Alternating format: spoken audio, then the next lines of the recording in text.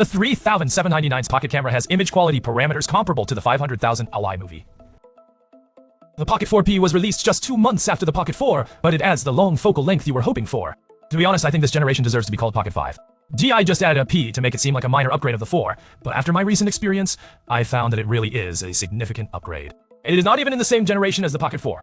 Let's directly compare the footage from the Pocket 4 and Pocket 4P placed in the same position, using the same gray footage and operations. The color, depth, and detail performance of the 4P is indeed richer when viewed in daylight. In the same night scene footage, the Pocket 4's 3 cups already show noise, while the 4P remains very clean and transparent, especially with the natural blur added in the background. That's the difference.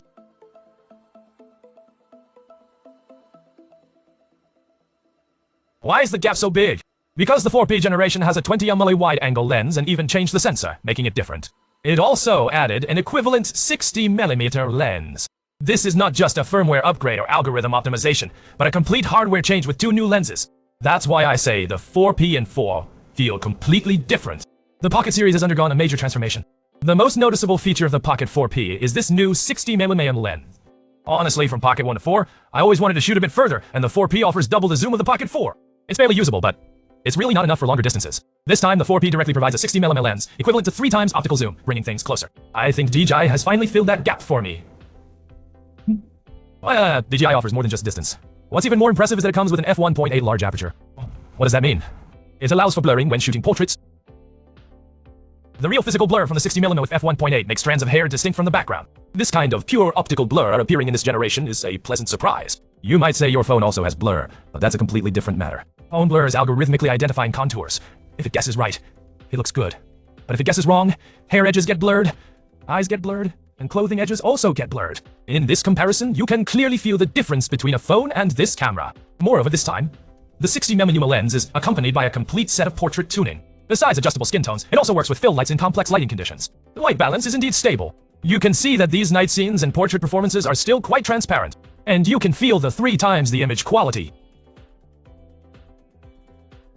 This 3 times lens also supports smart tracking with a maximum of 12 times tracking. To put it bluntly, I feel this time they are more serious about serving the ladies. The emotional value of these images is indeed well addressed. Looking at the image quality, just comparing the Pocket 4P and Pocket 4 is actually not enough.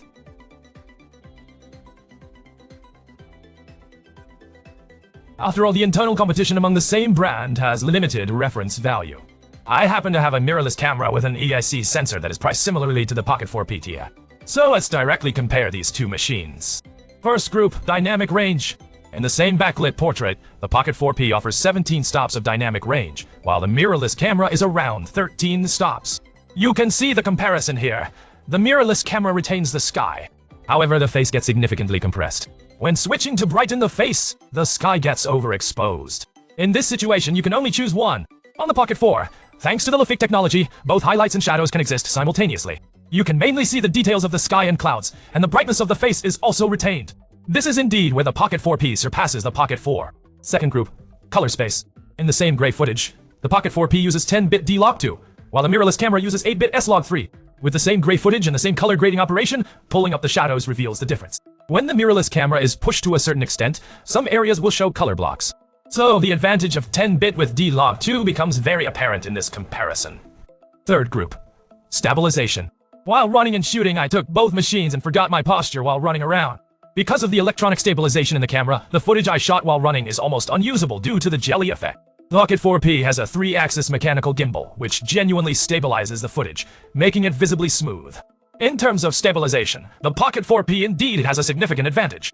However, I must honestly say that when it comes to image quality, APS-C still wins. The sensor area is considerably larger than 1 inch. Therefore, for purely photography, the ultimate image quality, the depth of blur, and the various playability with long focal lengths are determined by the physical form of the mirrorless camera. But portability is something that needs to be discussed separately. The Pocket 4P weighs 230 grams, easily fitting in your pocket for immediate use. A mirrorless camera with a 1650mm lens weighs around 522 grams, requiring at least a bag.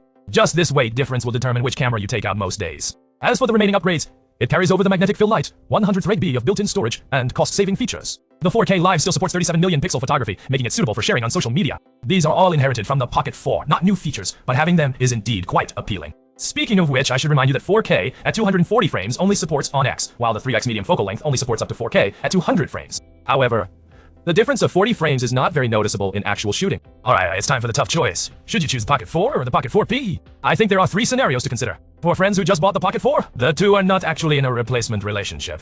The Pocket 4 still offers high-cost performance for vlog recording.